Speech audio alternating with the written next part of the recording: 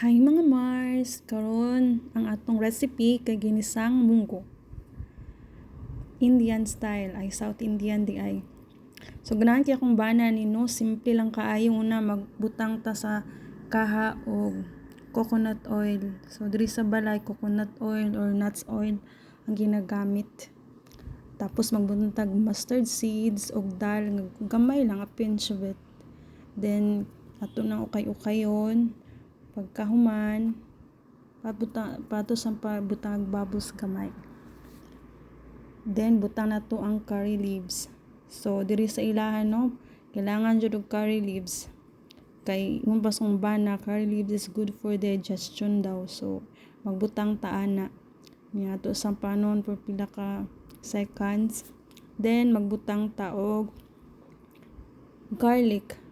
Isag tunga nga bulk nga garlic akong gibutang kay mas daghang garlic mas lami. So magbutang ta ana. Then ato sanang papula-pulahon before nato ilunod ang sibuyas.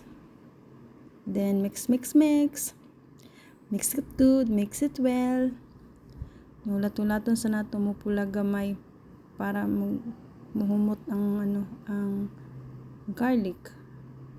Pagkahuman pula na, ibutang nato ang onion.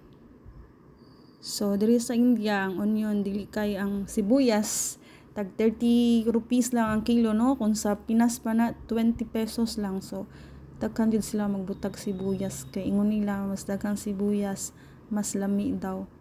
So ako nagluto-luto ra pud ko, lami man pud siya noon.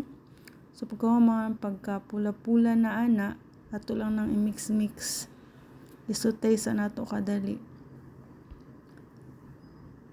Pagkahuman ilunod nato ang munggos nga atong gipabukalan.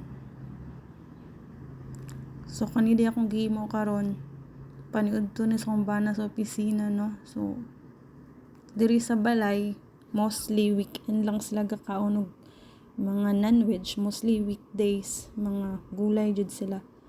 So half teaspoon of salt, then mix it good, mix it well. Pabukalon lang nato no, hantod ano na to ang consistency nga atong gusto. Mao lang na. Thank you.